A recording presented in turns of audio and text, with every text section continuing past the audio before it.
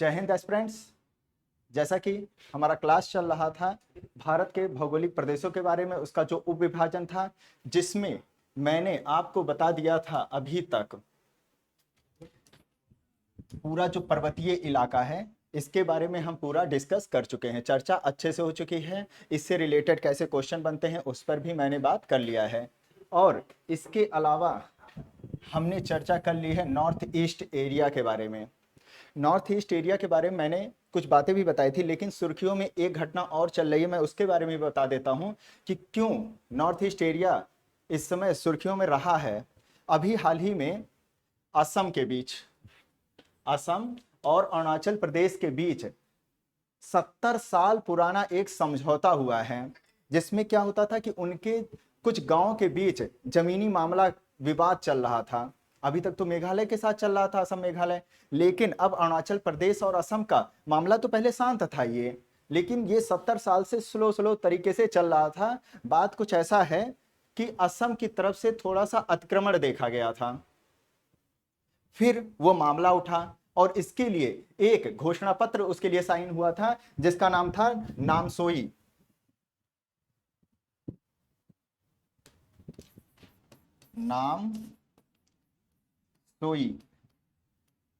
नामसोई घोषणा हुई थी, जिसमें दोनों जो स्टेट थे उनके सीएम ने आपस में समझौता किया और ये तय किया कि इतने गांव आप अपने अंडर में रखिए, इतना हमारे अंडर में रखिएगा। तो ये इसलिए भी मुद्दे में चल रहा था नॉर्थ ईस्ट एरिया के बारे में, इसलिए भी क्वेश्चन पूछा जा सकता है। कैसे? वो आपसे पूछेगा अरुणाचल प्रदेश और असम के भौगोलिक स्थितियों के बारे में बताते हुए उसकी चर्चा कीजिए। अभी हाल ही में अरुणाचल प्रदेश और असम के बीच जो विवाद हुआ था उस पर अपनी टिप्पणी दीजिए, या आलोचनात्मक टिप्पणी दीजिए, या आगे की राह बताइए। क्वेश्चन ये पूछा जाएगा आपसे।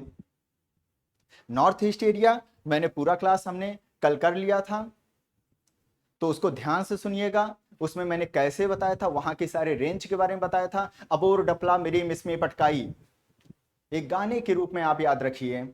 फिर सीधे चले आइए नीचे की ओर, अरुणाचल से नीचे की ओर चले आइए, याराकाम योमा के पहाड़ियों से नीचे आइए, नागा पहाड़ी आपको देखने को मिलेगी, मणिपुर देखने को मिलेगी, फिर में मिजो पहाड़ियां देखने को मिलेगी। फिर ऊपर चले आइए, वहां से ऊपर चले आइए असम की तरफ, और नागालैंड और असम जहां पर मिल रहे होते हैं वहां पर आपको मिकिर पहाड़ियां और बरेल की पहाड़ियां देखने को मिलेंगी। फिर आप लेफ्ट वहां से ले लीजिए तो आपको मिलेगा गारो खासी जयंतिया पहाड़ियां वहां पर देखने को मिलेगी, जिस पर हमने चर्चा किया था। गारो, उसके नीचे आपको सूरमा का विशाल मैदान देखने को मिल रहा होगा। और वहीं पर खांसी में खांसने की बात नहीं कर रहा हूं, खांसी चोटी के ऊपर आप चले जाएंगे तो वहां पर आपको देखने को मिलेगा शिलोंग रेंज, सबसे ऊंची चोटी मेघालय की। और मौसम का क्या प्रभाव पड़ता है गारो खांसी जयंतिया के ऊपर? क्यों मासिन राम में ही सबसे ज्यादा बरसात होती है? क्यों चेरापूंजी पर ही उसका ज्यादा इफेक्ट देखा जाता है? क्यों 150 से 250 सेंटीमीटर के अंदर वहां बरसात होती है? क्यों वहां पर जैविक विविधता ज्यादा होती है? क्यों वहां पर वनस्पतियों का ज्यादा विकास हुआ है? क्यों वहां पर झूमी कृषि की जाती है? इस पर हमने चर्चा कर लिया था। तो ये सारे पहलू को अगर आप समेट लेंगे, क्योंकि किसी भी ज्योग्राफी में क्या पॉइंट रखा जाता है, आपसे पहले उत्पत्ति पूछेगा, आकृति भौगोलिक विन्यास के बारे में पूछेगा वो क्वेश्चन। फिर अगर भौगोलिक जियोमॉर्फोलॉजी की तरफ से पूछा गया तो ऐसे ही पूछा जाएगा, उत्पत्ति कब हुई कब नहीं हुई, फिर उसका विस्तार, फिर उसमें कैसे चट्टानों का निर्माण हुआ, फिर वो सीधे आपसे कृषि की तरफ जाएगा या आर्थिक व्यवस्था की ओर चला जाएगा। कृषि में आपसे वो पूछेगा कि वहां पर उन चट्टानों की वजह से कैसे मिट्टी का निर्माण हुआ है, फिर आपको बताना होगा वहां पर किन उपजों को या किन फसलों को उगाया जा सकता है। और मैंने ये भी डिस्कस किया था कि असम के मैदान को कैसे बना है। असम का मैदान जो कि हमारे जलोढ़क जैसे पूरा उत्तरी मैदान फैला हुआ है, जहां पर आपको जलोढ़क भी मिल जाएगा, रेड मिट्टी भी मिल जाएगी और ब्लैक सॉइल भी देखने को वहां पर मिल जाएगा। ओके, तो वो मैंने डिस्कस कर लिया था, और करंट के परिप्रेक्ष्य में भी मैंने बताया था कि कैसे वहां पर क्या घोषणा पत्र हो रही है, और साथ ही साथ मैंने बताया था जो सबनसिरी यहाँ का जो गांव है वहां पर कैसे चाइना ने अपना एक गांव पूरा पूरा बसा लिया है, इसीलिए ये चर्चा में रहा है। तो इस पर हमने चर्चा कर ली थी उत्तर मध्य उच्च पठार। अब आज हम पढ़ेंगे मध्य उच्च भूमि के बारे में। मध्य उच्च भूमि, ये देखिए मैंने कल अरावली के बारे में भी मैंने आपको एक बार बताया था, ग्रीन वॉल ऑफ इंडिया वहां पर बनाया जा रहा है, जिसमें सरकार के द्वारा वहां पर वनस्पतियों के विकास पर बल दिया जाएगा, पेड़ पौधे लगाए जाएंगे, खनन को कंट्रोल करने का काम किया जाएगा, ताकि पर्यावरण प्रदूषण या वहां पर रहने वाले जो जातीय जनजातीय निर्जातीय समूह है उनको किसी भी प्रकार की हानि ना हो, उस पर हमने चर्चा किया था। अब आज का हमारा बिंदु है मध्य उच्च भूमि, जिसमें हम पढ़ेंगे बुंदेलखंड का क्षेत्र, और साथ ही साथ हम इसमें पढ़ेंगे बुंदेलखंड और बघेलखंड का क्षेत्र।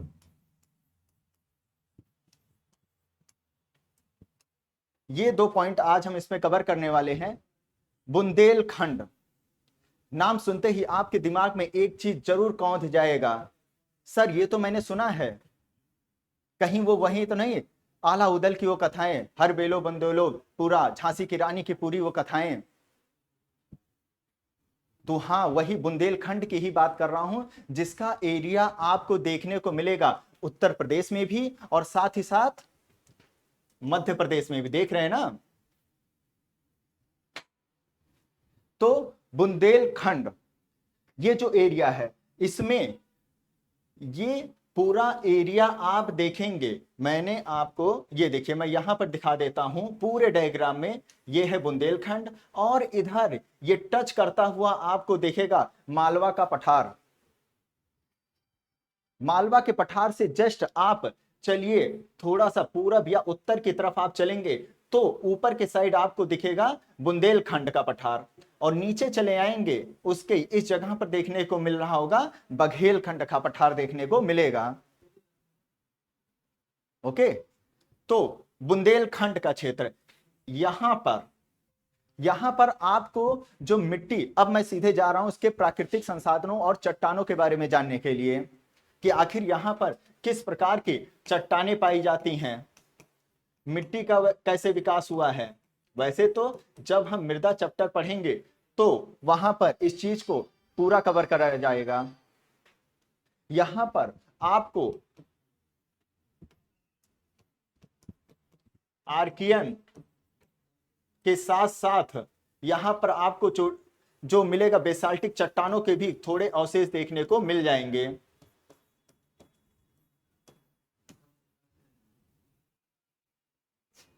और इसके अलावा यहां पर अवसादी चट्टानों के भी निक्षेप देखने को मिलते हैं। ओके, लेकिन ये क्यों अब सुर्खियों में रहता है? आजकल इस पर भी काफी सरकार के द्वारा, यूपी सरकार के द्वारा, मध्य प्रदेश सरकार के द्वारा इस पर काफी विचार किया जा रहा है, योजनाएं लाई जा रही हैं ताकि वहां पर विकास किया जा सके। क्यों? क्योंकि अब हम चलते हैं, जैसे कि चट्टान, मिट्टी, जो चट्टान होती है उसमें जब रासायनिक मौसमी परिघटनाएं, डिनोडेशन के प्रोसेस के बाद जो मिट्टी का निर्माण होता है, यहां पर आपको रेड सॉइल भी देखने को मिल जाएगा, ब्लैक सॉइल भी थोड़ा सा हिस्सा देखने को मिल जाएगा, और जलोढ़क मिट्टी तो आपको देखने को मिल ही जाएगी, जिसे एलुवियल सॉइल भी कहा जाता है। सबसे ज्यादा इंपॉर्टेंट मिट्टी एलुवियल सॉइल, और जिस पर हम हैं, हम का मतलब नॉर्थ का पूरा जो एरिया आप देख रहे हैं, पर्वत से नीचे आ जाइए, गिरपदीय क्षेत्रों से, शिवालिक के गिरपदीय क्षेत्रों से आप आगे आएंगे और विंध्यन क्षेत्र के ऊपर, यहां से पूरा विंध्यन क्षेत्र है, यहां पूरा वो मिट्टी देखने को मिल जाएगा। इस पर जब हम मैदानी चर्चा करेंगे तब आपको बताएंगे। अब हम आते हैं इस पर क्लाइमेटिक क्या प्रभाव पड़ रहा है।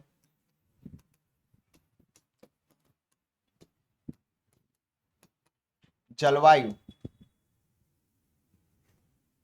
ये जो बुंदेलखंड का आप एरिया देख रहे हैं, बुंदेलखंड का, यहां पर मानसूनी प्रभाव बहुत कम हो जाता है। सर वो कैसे? उसके बारे में मैं अभी आपको शॉर्ट हिंट बस दूंगा, क्योंकि जब मैं क्लाइमेटोलॉजी पढ़ाऊंगा, पहले तो मैं पूरे वर्ल्ड के परिप्रेक्ष्य में पढ़ाऊंगा, वैश्विक स्तर पर, और फिर आपको बताऊंगा इंडिया में कैसे मौसम आते हैं, और ऐसा पढ़ाऊंगा कि आप मरते दम तक याद रखेंगे उस चीज को, कभी भूल ही नहीं पाएंगे कि मौसम आता क्यों है। फिर इस एरिया में यहां से आने वाली मानसूनी हवाएं और इधर से सेंटेक्स वैली से घूम कर आने वाली जो मानसूनी हवाएं होती हैं, यहां तक पहुंचते पहुंचते अपने अंदर की आर्द्रता को खो बैठती हैं। सर खो बैठती हैं उसका क्या मतलब? वो इसलिए बादल अपने अंदर जलवाष्प एब्जॉर्ब किए रहते हैं, उसमें आर्द्रता ग्राही नाभिक होते हैं, छोटे छोटे मिट्टी के कण होते हैं, जो हमारा वाष्पीकरण की क्रिया होती है, और उसके बाद जब वो ऊपर जाते हैं शीतलन के बाद इन्हीं कणों पर वाष्प की जमा हो जाते हैं, और जब बहुत ज्यादा हो जाते हैं तो फिर ये भारी हो जाते हैं ये बादल, और जब भारी हो जाते हैं तो नीचे नीचे उड़ते हैं, और जहां से भी ये टकराते हैं बरसात करते हुए चलते हैं, और जैसे इनके अंदर आर्द्रता कम होती चली जाएगी ये ऊपर उठना शुरू कर देते हैं, हल्के हो जाएंगे ना। आपके पीठ पर कोई भारी वजन डाल दिया जाए और आपसे कहा जाए सीढ़ी पर चढ़ जाइए, तो क्या आप चढ़ जाएंगे? आप एक एक उसमें से सामान को निकालते रहेंगे, तब आप और अधिक ऊंचाई तक जा सकते हैं। सेम वही बादलों का काम होता है। वहां बुंदेलखंड एरिया में पहुंचते पहुंचते बादलों के अंदर नमी बची ही नहीं रहती है, और ये एरिया हो जाता है सूखा। सबसे बड़ा मुद्दा यहां पर आपको सूखा देखने को मिल जाएगा। फिर इसीलिए बुंदेलखंड में अक्सर न्यूज में सुनने में आ जाता है, या तो किसान आत्महत्या कर रहे हैं, वहां पर पलायन करने लगे हैं, या वहां पर मिट्टी का अपरदन इतना ज्यादा होने लगा है कि वहां पर जो ऊपर की उपजाऊ मिट्टी होती है वो अब पूरी तरीके से हट चुकी है। तो क्लाइमेटिक रीजन में इसमें आप क्या देखने को मिलेगा?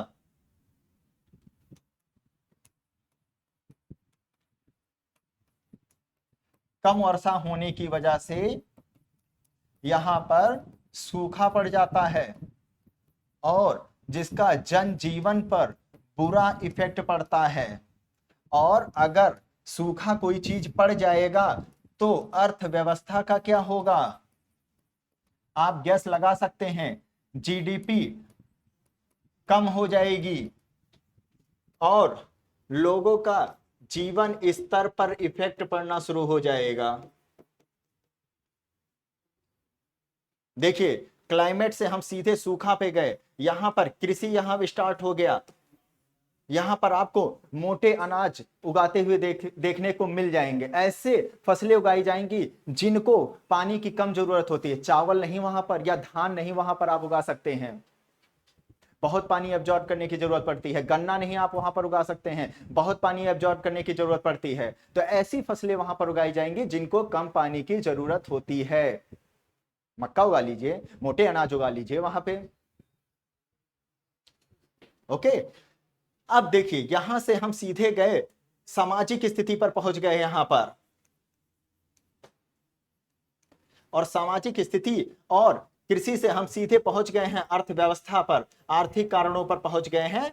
और आर्थिक कारणों के बाद फिर हम चले जाएंगे सीधे सरकार के द्वारा चलाई गई, यहां पर कई योजनाएं भी चलाई जाती हैं, सूखा को नियंत्रण करने का काम चलाया जा रहा है, और साथ ही साथ लोगों के प्लान को रोकने का भी प्रयास किया जा रहा है।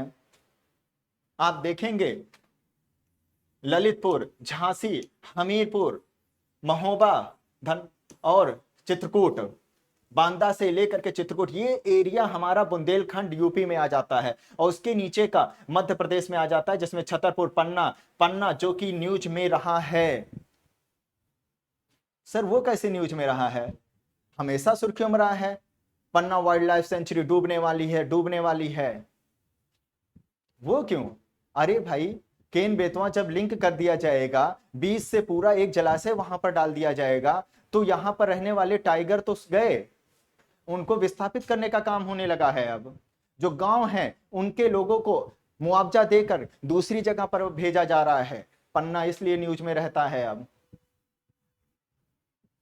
आप समझ गए, आप क्वेश्चन यहां से क्यों पूछा जा सकता है? एक तो यहां पर क्लाइमेटिक रीजन की वजह से पूछा जा सकता है, दूसरा इन्वायरमेंट एंड इकोलॉजी की वजह से यहां पर क्वेश्चन आपसे बनकर आएगा, और साथ ही साथ वो आपसे जोड़ेगा आर्थिक और सामाजिक पहलू से जोड़ेगा कि किसानों की आत्महत्या को कैसे रोका जाए। ये सोशियोलॉजी में चला जाएगा, आपके सोशल इफेक्ट डाल रहा होगा वहां पे, और फिर आप योजनाओं का जिक्र करते हुए उस आंसर को पूरा कंप्लीट कर लीजिएगा। योजनाएं या अन्य करंट अफेयर को हम अपने करंट अफेयर सेक्शन में पूरी तरीके से डिस्कस करेंगे। यहां पर तो मैं बस आपको ये बता रहा हूं ये ज्योग्राफी कैसे कनेक्ट है हमारे सुर्खियों से।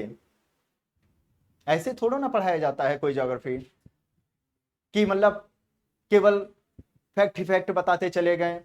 अरे उनको बताना भी पड़ता है कि कैसे वो आज के हमारे जीवन से कनेक्ट हैं।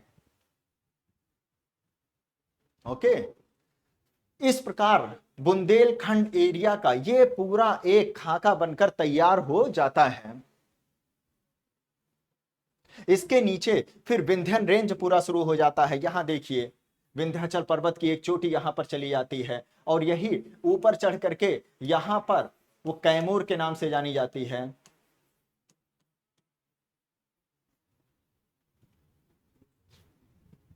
ओके, तो ये था बुंदेलखंड के बारे में। अब बुंदेलखंड से सीधे नीचे चले आइए आप बघेलखंड की तरफ।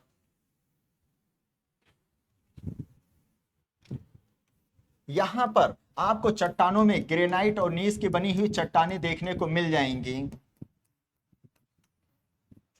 ये एरिया भी आपको मध्य प्रदेश, यहां थोड़ा सा बढ़ाइए, जैसे कि ये बुंदेलखंड का एरिया था यहां पर। ओके, इसके थोड़ा सा ईस्ट की तरफ आ जाइए और थोड़ा सा चले जाइए साउथ की तरफ, बहुत थोड़ा सा, तो वहां पर आपको इस जगह पर मिल जाएगा ये एरिया, ये वाला। ये देखिए ये बघेलखंड एरिया यहां पर देखने को मिल जाएगा, जो कि ग्रेनाइट और नीस की बनी हुई चट्टानों से निर्मित होती है। और ललितपुर, ललितपुर में तो यूरेनियम पाया जाता है। ललितपुर यूरेनियम का तो भंडार है यहां पर, लेकिन इतना भी नहीं है। यूपी में ये क्षेत्र यूरेनियम के लिए खास प्रसिद्ध है, खनिजों के लिए इंपॉर्टेंट। हाँ, यूपी में ज्यादा कोई खनिज नहीं पाए जाते हैं। मध्य प्रदेश के एरिया में आपको ज्यादा देखने को मिल जाएगा, कोयला देखने को वहां पर आपको मिल जाएगा, और साथ ही साथ मैग्नीज का पूरा भंडार वहां पर है, लौह अयस्क का है, और साथ ही साथ यूरेनियम का वहां पर उतना नहीं देखने को मिलेगा। और जल विद्युत, हाइड्रो इलेक्ट्रिक पावर पर काफी यहां पर बढ़ावा दिया जा रहा है। एनटीपीसी को तो दिया ही जा रहा है, कोयला जहां एनटीपीसी वहां। वो कैसे सर? क्योंकि एनटीपीसी जब कोई कारखाना लगाता है तो उसके लिए कोयले की जरूरत होती है। हमारे लिए जो आप ये बिजली देख रहे हैं, इसमें सबसे ज्यादा अगर योगदान है तो कोयले का चल रहा है। लेकिन 50 से 150 भूगोल वेत्ताओं का कहना है खत्म, कोयला खत्म हो जाएगा। फिर क्या? सरकार लेकर आई है इंटरनेशनल सोलर अलायंस। कोप 21 पेरिस सम्मेलन हुआ था, जिसमें पेरिस के साथ मिलकर के गुरुग्राम में उसका मुख्यालय बनाया गया, और उसमें अब तक 108 से 109 कंट्री उसमें शामिल हो चुके हैं। कर्क से लेकर के मकर रेखा के सारे देशों को उसमें जोड़ा जा रहा है, क्योंकि वहां पर सूरज की किरणें बहुत पड़ती हैं। अब आप सोलर पैनल ले जाकर के ध्रुव पे लगा देंगे तो क्या आप बताइए वहां पर जनरेट कर पाएंगे इलेक्ट्रिसिटी? अरे धूप ही नहीं मिलेगी उसको। तो ये चीज है, इसके लिए भी मुद्दे में चलता रहता है ये चीज। और बाकी जो सूखा एरिया है वहां पर भी अन्य तरीके अपनाए जा रहे हैं। कैसे? वहां पर ड्रिप सिंचाई की व्यवस्था करने की सरकार की पहल है। ड्रिप सिंचाई इजराइल से लेकर आया गया है। पानी की छोटी छोटी बूंदें वहां पर हर एक फसल के ऊपर गिरती रहेगी। कृषि चैप्टर में इसका अच्छे से हम जिक्र करेंगे। इजराइल की टेक्नोलॉजी स्प्रिंगलिंग टेक्नोलॉजी होती है, फव्वारा, आपने देखा होगा खेतों में पूरा फव्वारा फैल जाता है। Okay, sorry. तो ये था बघेलखंड के बारे में, जहां पर आपको ग्रेनाइट और नीस से बनी हुई चट्टानें मिलेंगी, यानी कि यहां पर भी आपको काली मिट्टी और लाल मिट्टी के कुछ निक्षेप देखने को मिल जाएंगे। यहां पर भी आपको दलहन फसल के लिए तो बहुत ही इंपॉर्टेंट ये क्षेत्र है, और मध्य प्रदेश दलहन का सबसे बड़ा उत्पादक ये चीज होता है। तो ये था बघेलखंड के बारे में। और बुंदेलखंड जो कि हमारे बुक्स में आप देख लेंगे तो उसमें लिखा रहेगा दक्षिण मध्य उच्च भूमि, या आप भारतीय उच्च भूमि के बारे में भी लिख देंगे तो कोई दिक्कत नहीं होगी। ओके, अब हम चलते हैं किस पर, हमारी बारी है डेक्कन के एरिया में। और ये देखिए डेक्कन, डेक्कन में एंट्री करते हुए कितना अच्छा मनोहर दृश्य आपको देखने को वहां पर मिलना शुरू हो जाएगा। उससे पहले हम डेक्कन से पहले हम आपको ले चलेंगे छोटा नागपुर की तरफ, क्योंकि ये उसके भी पूरब की तरफ जाकर देखने को मिलेगा। तो ये एरिया जो मैं आपको बता रहा हूं, यहां पर आ जाइए अभी छोटा नागपुर की तरफ। दामोदर घाटी परियोजना सबसे पहली परियोजना। जब आपसे ऊर्जा के बारे में हम डिस्कस करेंगे, चर्चा करेंगे, पढ़ाएंगे उसके बारे में, उसमें इस पर जिक्र किया जाएगा कि यहां पर कौन कौन से बराकर नदी, इन सब पर कैसे कैसे बांध बनाए गए हैं, उस पर चर्चा होगी। यहां पर दामोदर घाटी परियोजना सबसे पहली, सबसे बड़ी परियोजना यही बनकर तैयार हुई थी हमारी। देखने में कितना विहंगम दृश्य। फिर यहां पर आपको स्वर्ण रेखा नदी भी मिलेगी। और यही जो आप देख रहे हैं दामोदर घाटी क्षेत्र, ये क्षेत्र आपको पूरा नागपुर 3 क्षेत्र में डिवाइड किया गया है, 3 क्षेत्र। ओके, हजारीबाग, राजमहल और नीचे रांची आ जाइए। तो ये पूरी नदी जो है हजारीबाग,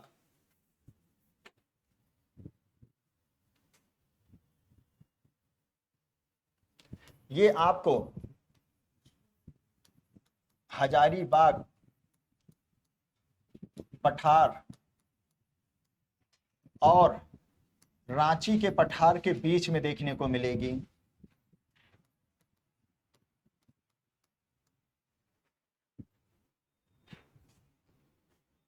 जो दामोदर नदी है ये सीमा रेखा तय करती है, दोनों को डिवाइड कर रही होती है, दोनों के बीच से होकर बह रही होती है छोटा नागपुर पठार में।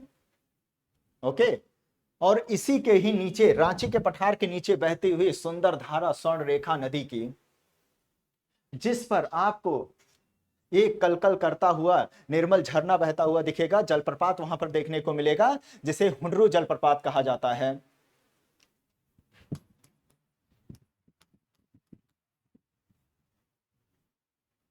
ये आपको रांची के नीचे देखने को मिलेगा। ओके, फिर नेक्स्ट हम देखते हैं क्या है। फिर तो हमारा छोटा नागपुर पठार स्टार्ट हो जाता है। अब मैं इसका एक प्यारा सा डायग्राम आपको बनाकर दिखाऊंगा, कैसे वो 3 भाग में डिवाइड हुआ है। और उससे पहले मैं एक छोटा सा यहां पर दिखा देता हूं, ये कहां पर आपको देखने को मिल रहा होगा। ये एरिया जो पूरा देख रहे हैं, ये है छोटा नागपुर का पठार। ओके, और यहीं पर ही ये 3 भाग में डिवाइड हुआ आपको देखने को मिल जाएगा।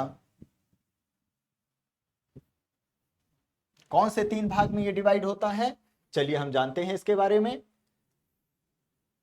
एक है हजारीबाग का पठार, दूसरा है राजमहल का पठार, और तीसरा यहां पर रांची का पठार आपको देखने को मिलेगा।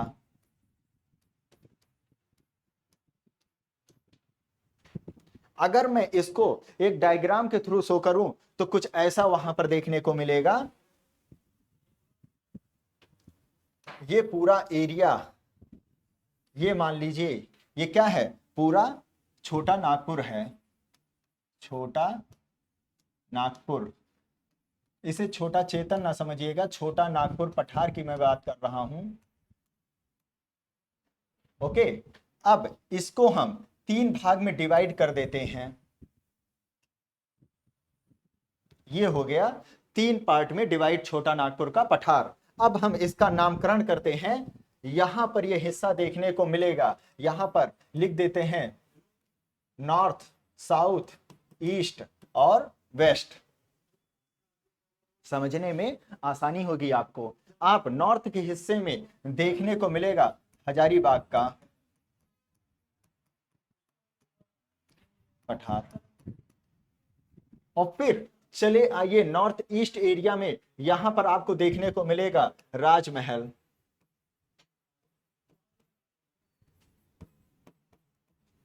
और फिर साउथ की तरफ चले आइए, साउथ की तरफ तो यहां पर रांची का पठार देखने को मिल रहा है।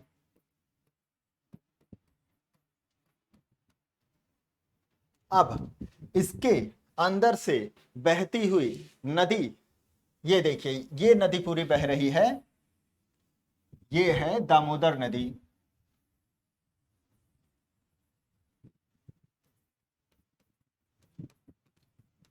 जहां पर सबसे पहला नदी घाटी परियोजना भारत की नींव पड़ी थी।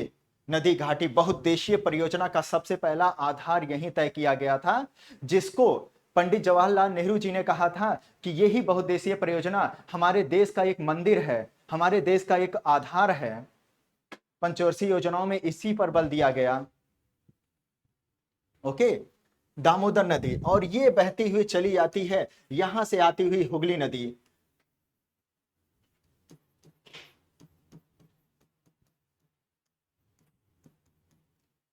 इसका प्रवाह ऐसे है हुगली नदी का। ओके, और इसका डायग्राम ऐसे चल रहा है।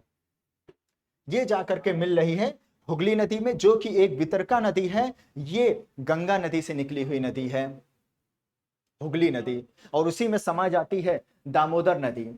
और नीचे से, रांची के नीचे से, पठार से बहती हुई आ रही है स्वर्णरेखा नदी, लेकिन ये डायरेक्ट चली जाएगी बंगाल की खाड़ी की तरफ। यहां नीचे आपको देखने को मिलेगा बे ऑफ बंगाल, यानी कि बंगाल की खाड़ी। और यहीं पर ही आपको बीच में देखने को मिलेगा हुड्रू जलप्रपात, एक निर्मल झरना।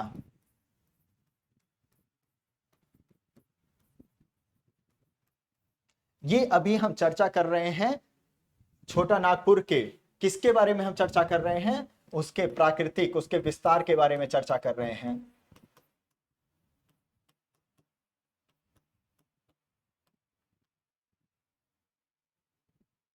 कहां तक फैला है, कौन सी नदी उसमें से बह रही है, उन नदियों के द्वारा कौन सी मिट्टी लाई जा रही है, कैसे वहां पर जमाव हो रहा है, सीमेंटेशन का प्रोसेस हो रहा है, औषाधीकरण हो रहा है, और उन मिट्टियों से कैसे हमारे जमीन उपजाऊ हो रहे हैं।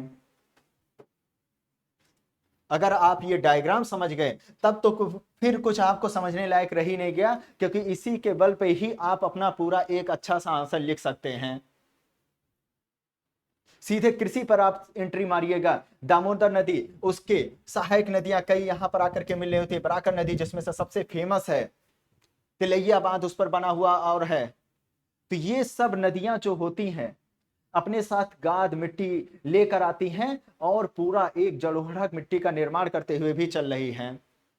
यहां पर आपको ग्रेनाइट और नीस की चट्टानें तो मिलेंगी ही मिलेंगी। पठार, यहां का एक नाम आप बहुत ज्यादा सुनेंगे, यहां पर पाट का मैदान देखने को मिलता है। सर ये क्या है? पाट भूमि वहां पर क्या देखने को मिलता है? तो ये कुछ पठार मैंने कैसे आपको बताया था, ऐसे उठा हुआ हिस्सा जिसकी चौड़ाई पर्वत से कम, ढाल पर्वत से कम, चोटी बिल्कुल नहीं, सपाट होता है। कुछ ऐसी आकृति आपको देखने को वहां पर मिल रही होगी। ओके,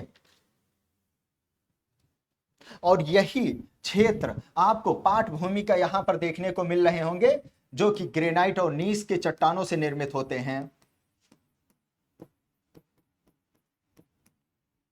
ग्रेनाइट और नीस की चट्टानों से उभरी हुई जो स्थलाकृति आपको पठार जो आपको देखने को मिल रहा होता है, उसी को ही छोटे नागपुर में कहा जाता है पाट का मैदान, सबसे फेमस इलाका। और ग्रेनाइट्स की चट्टानें हैं, यानी कि अग्नीय चट्टानों की मैं बात कर रहा हूं, और भर भर के वहां पर आपको खनिज देखने को मिल जाएगा। ओके, पूरा एरिया ये कवर करता हुआ ये पूरा क्षेत्र यहाँ पर बिहार का एरिया, झारखंड का एरिया, पश्चिम बंगाल का एरिया, उड़ीसा का थोड़ा सा एरिया यहाँ पर कवर करता है। और खनिज संसाधनों की दृष्टि से यहाँ पर आपको मिलेगा कोयले का निक्षेप। कोयला तो यहाँ पर बहुत ज्यादा खनन होता है। लौह अयस्क भी देखने को मिलेगा।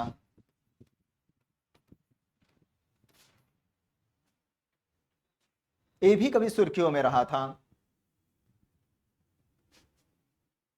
ओके, तो ये सुर्खियों में क्यों रहा था? जो वहां पर कोयले का जो पूरा भंडार है, वहां पर इतना खनन होता है कि उनके खनन की वजह से अंदर, जमीन के अंदर ही अंदर गड्ढा होता चला गया है।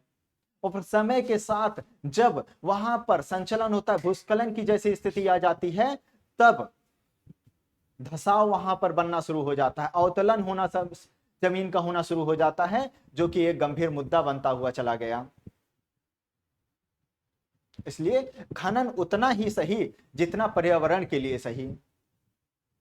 ओके, क्योंकि खनन भी जरूरी है। खनिज संसाधनों के विकास, अर्थव्यवस्था के विकास के लिए बहुत जरूरी होता है ये चीज। ओके, तो इसलिए हमारा छोटा नागपुर का पठार बहुत ज्यादा इंपॉर्टेंट हो जाता है। सबसे ज्यादा यहां पर खनिज आपको देखने को मिल जाएंगे इस पूर्वी, उत्तरी पूर्वी इलाकों में। ओके, फिर यहां पर आप कहेंगे यहां पर कैसे ग्रेनाइट, इन सब की चट्टाने? यहां पर आपको देखने को मिलेगा राजमहल के ऊपर यहां पर डालमा का हिल्स, जो कि कभी ज्वालामुखी रहा करता था।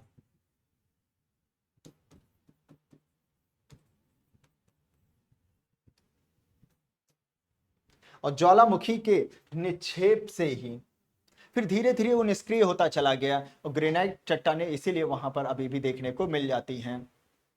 और साथ ही साथ प्रायद्वीपीय पठार का भी वहां पर प्रभाव है, उसकी वजह से भी वहां पर आपको अग्नेय चट्टाने, बेसाल्टिक ग्रेनाइट चट्टाने देखने को मिल जाती, केवल उसी के ही प्रभाव से नहीं। ओके, और सबसे ऊंची चोटी छोटा नागपुर की चले जाइए तो यहां पर हजारीबाग में पारस दिखने को मिलेगा, जो कि यहां के पारसनाथ के नाम से फेमस है। सबसे ऊंची वहां की चोटी है। ये आपको देखने को मिलेगा, हजारीबाग में देखने को ये मिल जाएगा। अब इसी पर ही हम जब आगे की ओर चर्चा करेंगे कि कैसे ये जो राजमहल का जो पठार है, ये कैसे हमारा नॉर्थ ईस्ट स्टेट की तरफ गया हुआ है, मेघालय की तरफ गया हुआ है। गारो जैसे वहां पर चोटियों का क्या निर्माण है। वैसे तो मैंने नॉर्थ ईस्ट का जब मैंने आपको बताया था तो उसमें जिक्र हुआ था।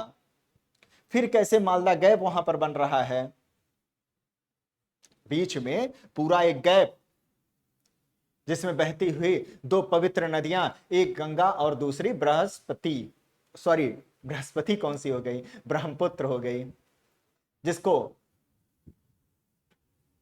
ब्रह्मपुत्र बोला जाता है। कहां पर? असम में बोला जाता है दिहांग। कहां पर?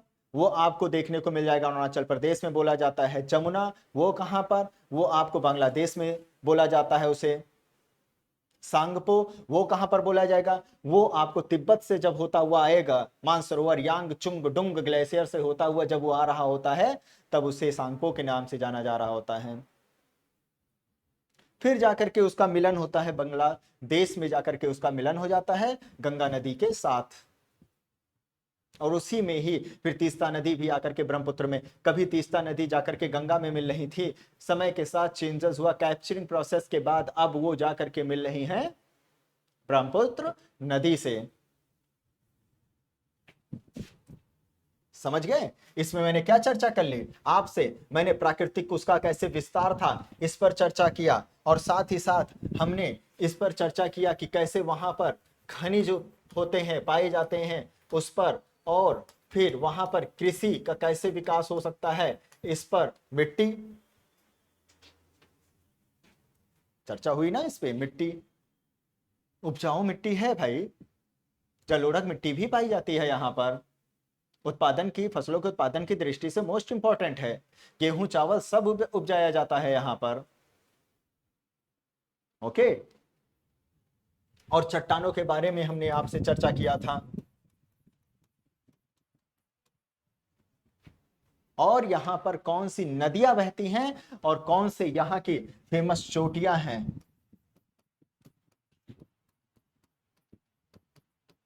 जिसे हिल्स भी कहा जाता है, इस पर चर्चा कर लिया था। और साथ ही साथ अर्थव्यवस्था पर इसका क्या इफेक्ट पड़ रहा है उस पर भी, और पर्यावरण के दृष्टिकोण पर से भी चर्चा हो गई है कि कैसे ज्यादा खनन होने से इफेक्ट डाल रहा होता है ये चीज। ओके। तो ये सारी चीजें संबंधित है हमारे छोटा नागपुर के पठार से, जिसको 3 भाग में ऐसे डिवाइड किया गया हुआ होता है। अब तो आपको समझ में आ गया ऐसे एक सिंपल डायग्राम। अब इसके नीचे जब आपको हम बताएंगे कैसे छत्तीसगढ़ का पठार, फिर दंडकारण्य का पठार, इस पर चर्चा करेंगे विस्तार से। ओके।